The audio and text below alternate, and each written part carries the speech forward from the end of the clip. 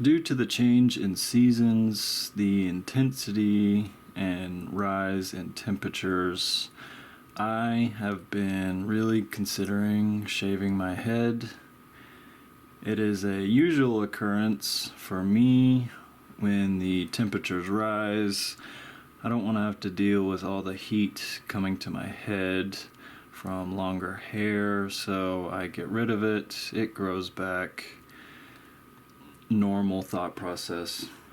But on the opposite end of my considerations, there awaits a loving, caring Latina woman who is ready and willing to pop one of her shoes off and beat me with it if I do anything drastic to my hair. So let's just say I am carefully weighing my options. Cool story, bro. Shut up. So we're gonna get into the Q&A portion of this video.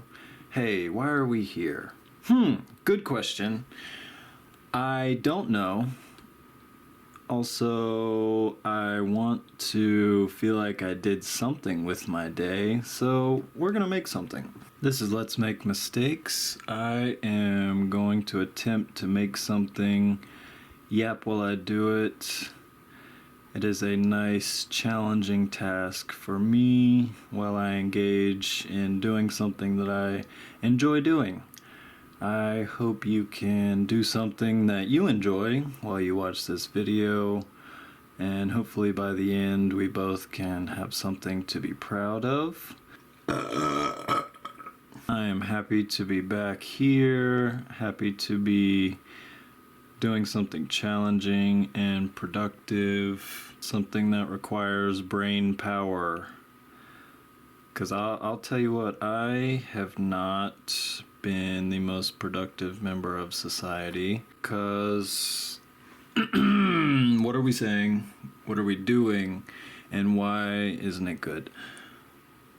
Oh boy, hold on. Here we go now. Here we go. Alright, here we go. I've been playing a lot of games, watching a lot of movies, just not using my brain for anything constructive. And that leaves me feeling very empty, just having a void in my stomach and my chest. I was rearranging my room, came across a Nintendo Switch I forgot I had. Playing a lot of Mario Kart 8, playing a lot of Zelda Breath of the Wild, and I've been logging a lot of movie watch time, just tossing something on before I go to bed. I think it comes from YouTube, having movies for free on the platform. Like, it started off with Agent Cody Banks 1 and 2 was free on YouTube. Just hit me right in this nostalgia bone. Couldn't control myself, so I watched both of those. I watched Oceans 11, 12, and 13. Just absolute classics. Watched Zero Dark 30. Just bangers only. And one of the things that I watched that I wanted to talk a little bit about was a documentary called Buck. So, Buck is a documentary following a master horse trainer named Buck Brannaman. And the documentary was made in about 2011, I think. I wouldn't really call myself a documentary kind of guy, even a horse guy. But what looped me into it, made me interested, was the quote, "Your horse is a mirror to your soul. Sometimes you might not like what you see. Sometimes you will." And that's a quote from Buck himself, so right off the bat, I'm like, whoa. Buck's a very deep individual if he's dropping stuff like that. So I gave it a watch. Paid the $3.99 to see what Buck's up to, and boy was I glad I did. Another aspect that got me watching it was I personally enjoy seeing people in their element. Someone who is completely in control. Someone that's labeled as a master of anything. I want to see how they operate, see how they work through their craft. And right off the bat, you can tell Buck is a patient, passionate, and understanding kind of guy. And I can get down with that. And throughout the documentary, it's following Buck going across the country and holding clinics for horse enthusiasts, ranchers, and people who own horses so that they can better understand the animal and how to instruct and better understand how the animals think, act, and go about their horsely duties. When you see how Buck interacts with these animals, like when he gets in the pen with them, just him and the horse, you can really see what kind of a guy he is just through, because breaking a horse is a very painstaking process. It can be, depending on the animal, of course, but you can see the stature of someone in their mind when they do something that requires a lot of patience. Shut the hell up, you don't know what you're talking about. You're getting a wild thing to submit to you. None of that process sounds easy. And when people don't have the patience for it, they jump to unethical means, something that's a shortcut, essentially. This thing's not doing what I want it to do, so I'm going to hurt it until it understands. What? Guess what? What? I hit 2 home runs. One was full around, one was just by a full running bases, like full by myself, and the other one was stealing. I hit one dinger that was almost out of the park, and then second one was by stealing. Dude, give me that. Yeah, so Buck's, he's a baller. He's fantastic at what he does.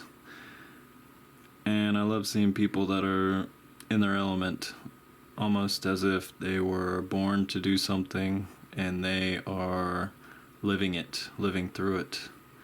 And Buck is so good at what he does that to a complete stranger or someone who is secondary to what he does, someone sees what he is capable of and calls it voodoo or witchcraft or just unbelievable to an extent.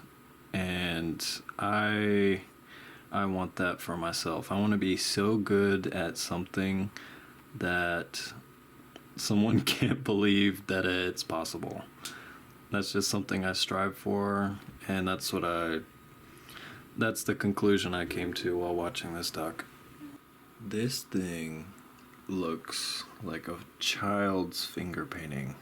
I need to render out all of it. Need to sort out the background. Need to I am withholding from just setting this thing on fire. Check out Buck. Even if you're not a documentary person, even if you're not a horse person, it goes a lot deeper than just horses. Excuse me. You know how you can go through your phone's storage? You see what apps are taking up the most amount of storage, how you can delete, manage, free up space, everything like that. I wish I could do that with my brain. Like, I wish I could pick and choose the information that rests in my brainstem, because just through the years of scrolling and just nonsensical, useless information that I'm never going to need, but for some reason I just carry with me. Like, I'm never going to need to know how to do the renegade. I don't want to know what a labubu is. Like, that information is never going to be useful for me, so why do I carry it with me? Actually, I will say I'm going to keep piggy dipping at the piggy pond. I'll hold on to that one. Might need it for God knows what. Just keep piggy dipping at the piggy pond. Just trying to reorganize my brain.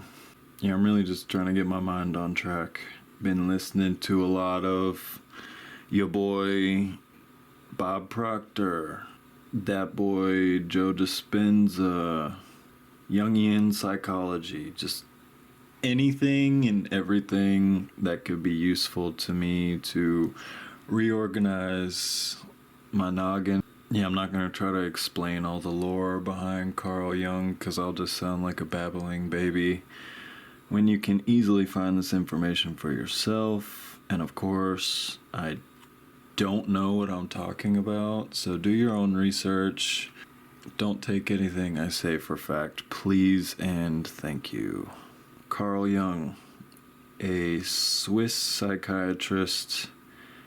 He developed a framework to balance the conscious and unconscious mind to achieve the term that he coined as individuation, and or the process of becoming one's true self.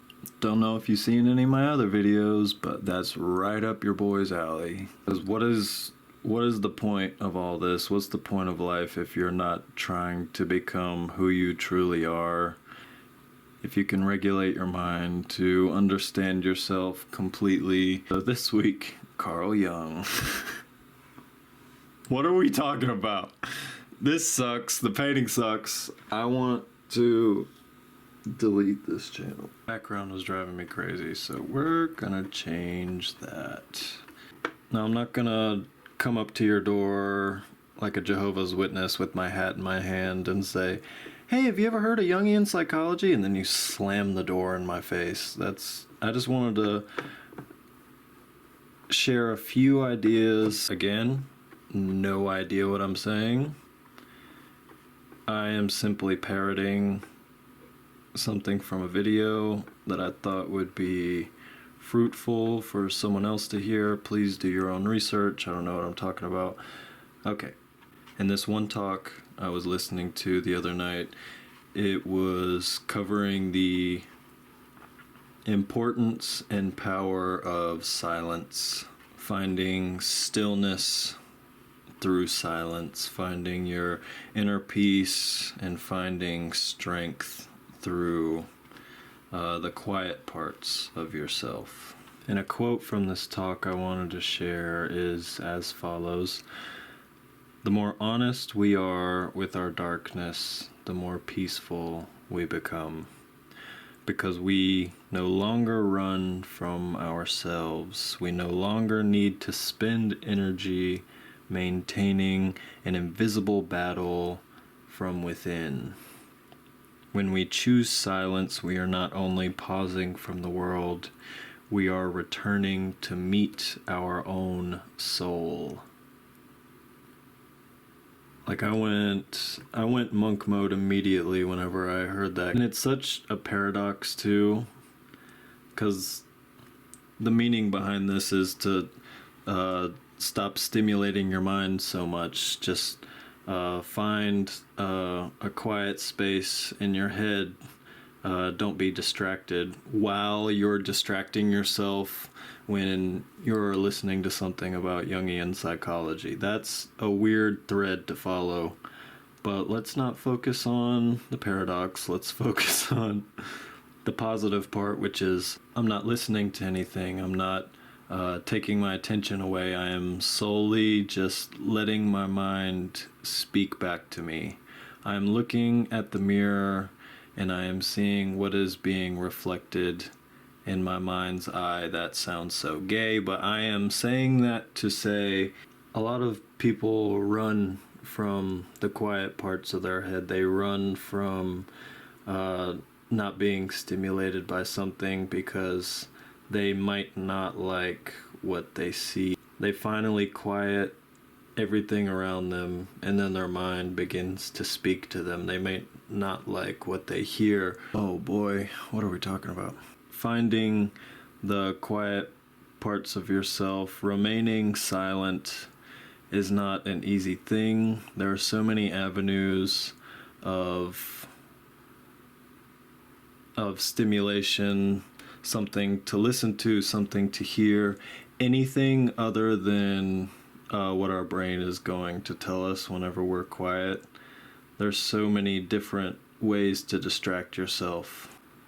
But if you are on a similar path, you want to know yourself better, you want to look deeper into your mind, and you want to find out what's in there, you have to find stillness.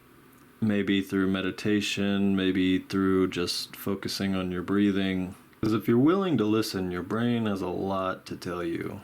And again, I sound like a babbling baby trying to describe this, but it's just a very, very, very interesting thing. Why do I feel this way? Why does this come up in my mind when I try to meditate, when I try to find my calmness? When I try to find the calmness within myself, why do I react this way? It says a lot about you, your past, and your present. Okay.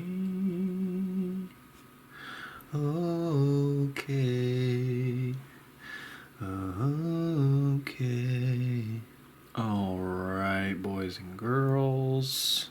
Wendigo Sea Bay. Talk to my brother. Just breathing new life into this video because I am not confident in what I've said, what I'm doing.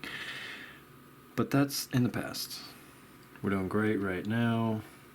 That's all that matters.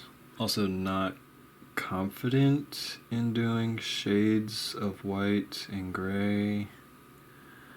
So we'll see how long before I cover this up.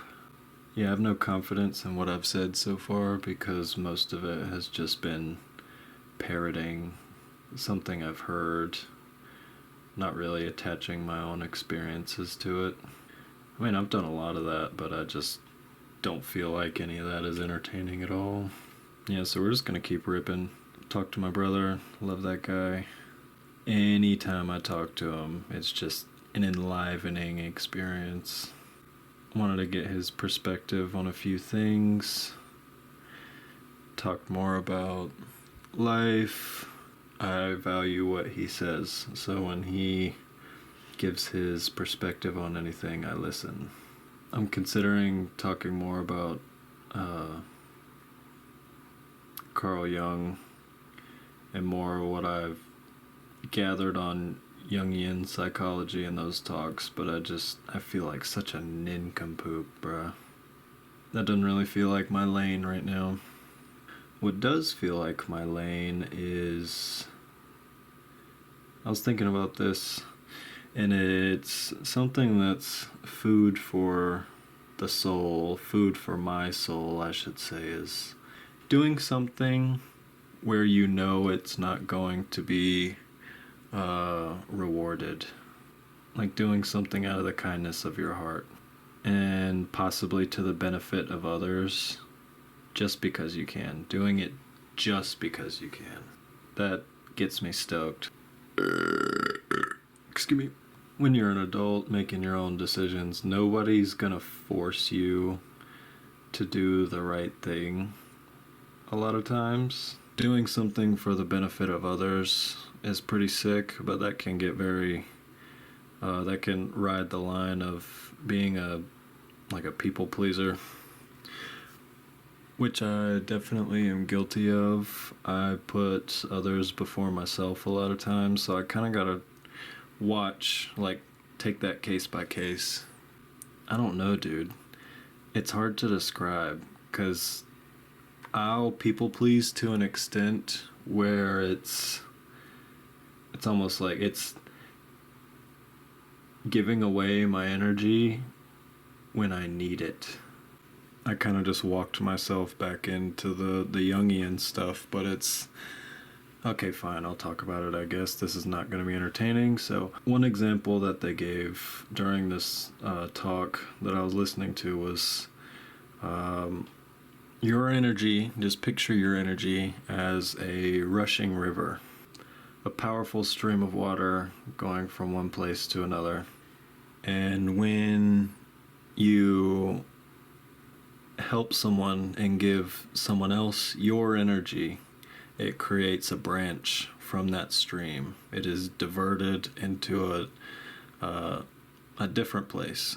And while you're managing that other branch, it could take off into another branch, and then something else branches off that one. And that original stream of water is being diverted so much, branching off into new channels, different places, that the original path that the water travels, it's not as energetic. It is slowed down. The water could even dry up in some places. But that was the connection made between when you give your energy to someone else, that it takes something out of you. You have to give a piece of yourself to something or someone else, so it does not belong to you anymore. Here's a good example, right?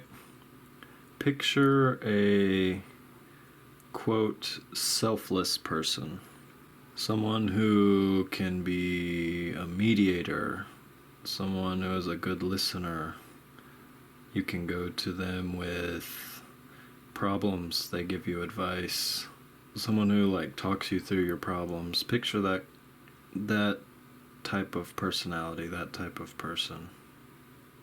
All of that time spent, all of the energy taken to listen, to help solve other people's problems, they take all of that upon themselves. They make sure everyone else is okay. If no one ever asks how they are, how the listener feels, how are they, it's almost as if they know how everyone else feels, but they can't answer that question for themselves. I'll drop another quote about this real quick.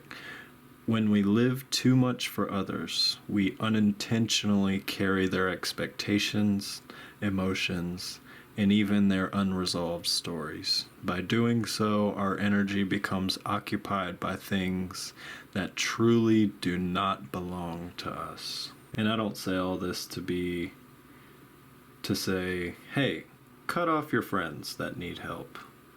Stop caring for them. Be cold and antisocial. Stop listening to other people's problems. I mean, you can. That's your choice as an adult, but if you take on everyone else's stress and try to manage it for them, that weight becomes very heavy.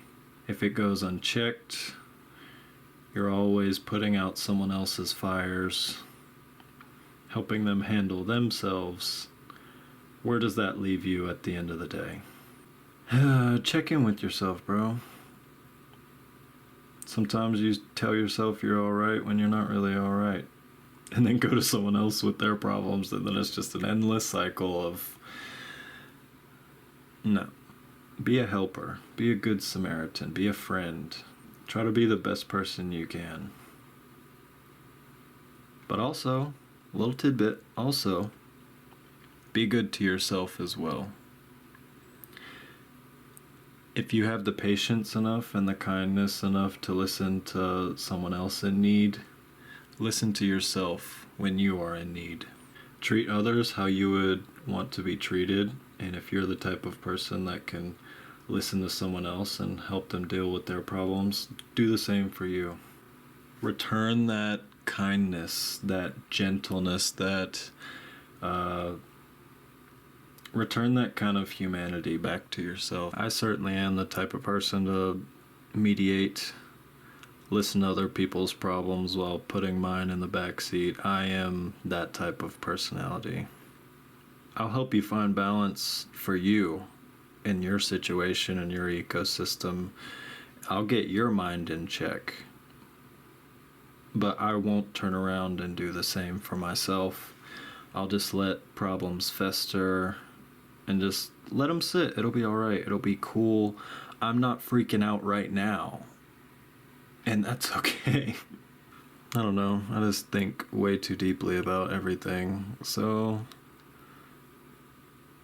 I'm just gonna mansplain Jungian psychology, poorly parrot what I think I understand, and tell it to no one, because no one watches these videos. Dude, I started running ads on my videos because, like, hey, I want to see what happens. So I spent like $50 to have my videos play like on ads before other YouTube videos, and I got like 25k views on one of my other videos and like 7 likes on it. I got ratioed so hard. That's such like a kick in the chest. Like, I'm glad 6 other people like it, because I definitely like my own videos, but it's, I don't know, just the plight of a small YouTube creator. Oh my god. All I know for sure is that no matter what happens with these videos, I'm happy to make them. I am thankful that I started to do so, and I am just very happy that I have a place to myself. It's like, you know, when you're a kid and maybe you and your friends, or you by yourself, you went out in the woods and you built a fort. This channel and these videos, this is my fort. And anytime I make a video, I'm just going to visit the fort, chill out. Happy to have a little space of my own in the universe. I can just come, talk to myself, make something, and just have proof of my own existence, I guess. It sounds so sad when I say it that way. Like, it makes me happy to see another piece of artwork, another video go up. That just brings me a sense of accomplishment, and just happy that I said something that is true to me. I said something that is funny to me, and it makes me so happy and accomplished. And this is my fort, and I invite any and all persons to visit, to enjoy anything that the fort provides to them. If anybody wants to come chill, hang out, talk shit, laugh a little bit, make something, dude, come on down, bro. Anybody is allowed that's picking up what I'm putting down. I'm just happy to be here, thankful to just be myself. I hope you can do the same. Enjoy what we got going on. Yeah, dude, I don't really have anything else to say, so I'm gonna finish this up, render a few things, and I'll be back at you. Holy crap, just talk. I'm gonna finish a few things, render this up, touch it up a little bit, and we'll see where we're at in a minute.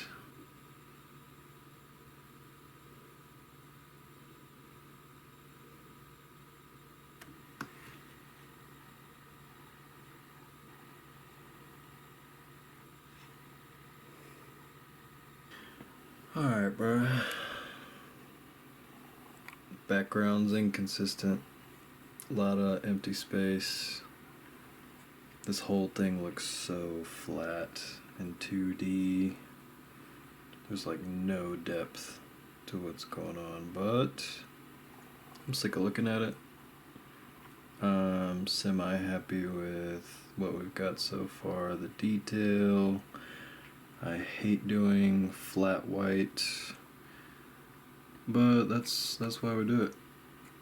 Challenging ourselves, doing something we're not good at. I hope you are doing well. I hope your dreams are coming true. I hope you have a beautiful day or a night whenever you're watching this. And I hope to see you in my next video. But until then, be good and embrace your mistakes.